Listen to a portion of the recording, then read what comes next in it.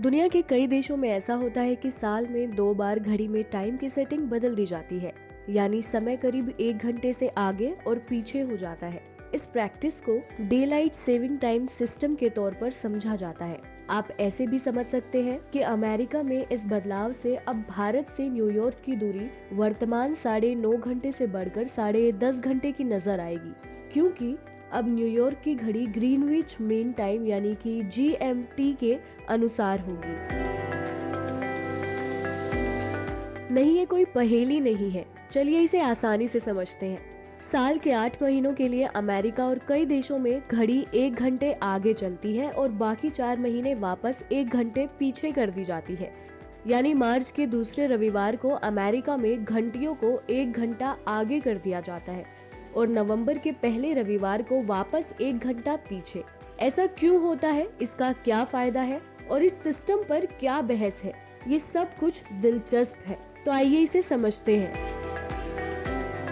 पुराने समय में माना जाता था कि इस प्रैक्टिस से दिन की रोशनी के ज्यादा से ज्यादा इस्तेमाल के चलते किसानों को ज्यादा काम मिल जाता था, लेकिन समय के साथ ये धारणा बदली है। DST सिस्टम को अब बिजली की खपत कम करने के मकसद से अपनाया जाता है, यानी गर्मी के मौसम में घड़ी को 1 घंटा पीछे करने से दिन की रोशनी के ज्यादा इस्तेमाल के लिए मानसिक तौर पर 1 घंटा ज्यादा मिलने का कॉन्सेप्ट है।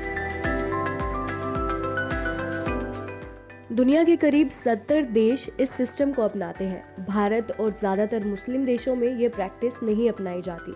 यूरोपियन यूनियन में शामिल देशों में ये सिस्टम है। अमेरिका के राज्य इस सिस्टम को मानने के लिए कानूनी तौर पर बाध्य नहीं है, वो अपनी मर्जी से इस सिस्टम को अपनाने के लिए स्वतंत्र है। जैसे फ्लोरिडा और कैलिफोर्निया में DST अपनाया जाता है, लेकिन एरिजोना में नहीं।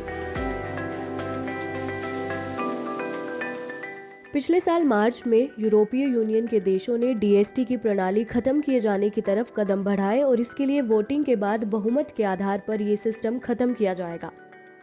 2021 में समर या विंटर में से एक को चुना जाएगा। जो परमानेंट समर टाइम चुनेंगे वो देश अपनी घड़ी को आखिरी बार मार्च 2021 में बदलेंगे और विंटर टाइम चुनने वाले देश इस साल अक्टूबर में आखिरी बार घड़ी बदल चुके होंगे। अमेरिका में भी इस सिस्टम को लेकर काफी बहस रही है और कुछ राज्य इससे मुक्त रहे हैं।